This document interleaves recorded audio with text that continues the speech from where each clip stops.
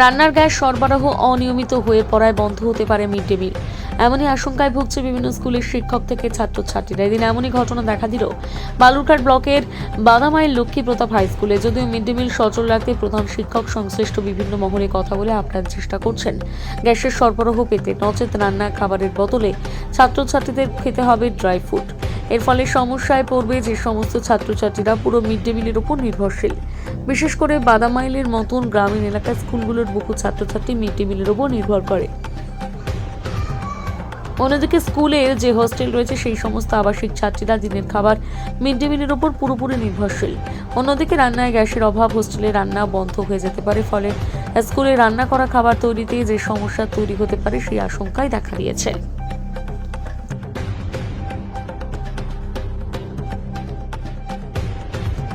শোনা যাচ্ছে আপনাদের স্কুলেও মিড ডে মিল বন্ধ হয়ে গেছে, কেন বন্ধ হয়েছে, কি জন্য বন্ধ হলো?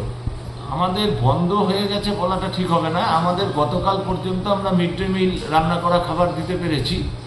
আজকেও আমাদের গ্যাস ঢোকার কথা, যদি গ্যাস ঢোকে তাহলে আমরা আজকেও রান্না করে খাবার দিতে পারবো। কিন্তু যদি গ্যাস না ঢোকে তাহলে আজকের দিন আমাদেরকে অন্য কোনো ব্যবস্থা, বিকল্প অর্থাৎ ড্রাই ফ্রুট টাইপের কিছু একটা ব্যবস্থা করতে হবে।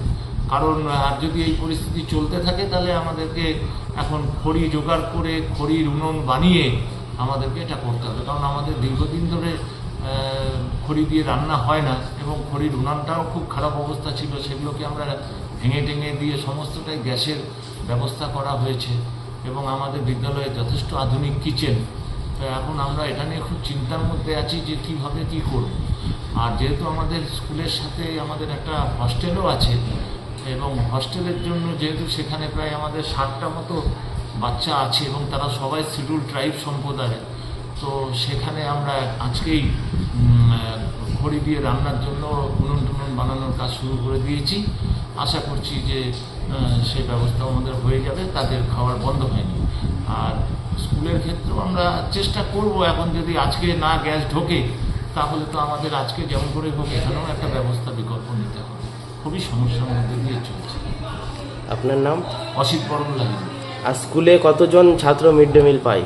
আমাদের 5 to 8 পর্যন্ত মোটামুটি 500 জন এনরোলমেন্ট আছে, প্রায় 498। আর হোস্টেলে? আর হস্টেলে আমাদের 55 জনের স্টুডেন্ট স্ট্রেংথ, কিন্তু আমাদের 60 জন মতো বাচ্চা থাকে। কারণ হচ্ছে অনেকেই থাকে 8 অবধি হোস্টেল, তো এবার অনেকে 9-10-এ যাদের দূরে বাড়ি তারা অনেকেই তখন আর ফিরে যেতে পারে না, তাদেরকে রাখতে হয়। প্রায় 60 জন মতো আমাদের হোস্টেলে আছে। ঠিক আছে, ধন্যবাদ। মিড ডে মিল বন্ধ হওয়ার জন্য কি সমস্যা হচ্ছে? স্কুলে মিড ডে মিল বন্ধ হওয়ার জন্য যারা স্কুলের মিড ডে মিলের ওপর নির্ভরশীল, এমনকি আমরাও অনেক সময় আমাদের আমাদের বাবা মাদের ব্যস্ততার জন্য করে আমরা খেয়ে আসতে পারি না, সেই জন্য মিড ডে মিল আমরা খেয়ে সেটাকে যে খাবারের চাহিদা সেটা মেটাতে পারি। এছাড়াও যারা মিড ডে মিলের ওপর নির্ভরশীল, যারা বাড়িতে খেতে পায় না বা মিড ডে মিলই খেয়ে থাকে, তাদের উপযোগী হয়। এবার মিড ডে মিল বন্ধ হয়ে যাওয়ার কারণে সেটা অসুবিধা হবে এবং যারা স্কুলের মিড ডে মিলের ওপর নির্ভরশীল তাদের খাওয়ার অসুবিধা হবে।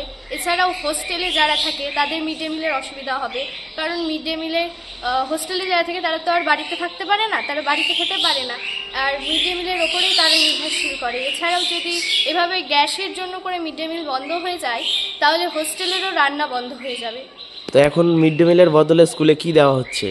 এখন আমাদের প্রধান শিক্ষক মহাশয় তিনি প্রচুরভাবে চেষ্টা করছেন যাতে মিড ডে মিলের ব্যবস্থাটা ঠিক করা যায় এবং তিনি এছাড়াও বর্তমানে তিনি আমাদেরকে বলেছেন যে কয়েকদিনের জন্য হলে তিনি আমাদেরকে ড্রাই ফ্রুট দেবেন এবং যে কোনোভাবে হলেও ব্যবস্থা করবেন, এবং তিনি অন্যান্য উত্তরাধিকারীদের সঙ্গে যোগাযোগ স্থাপন করছেন যাতে কোনোভাবে মিড ডে মিলটা বন্ধ না হয়ে যায়।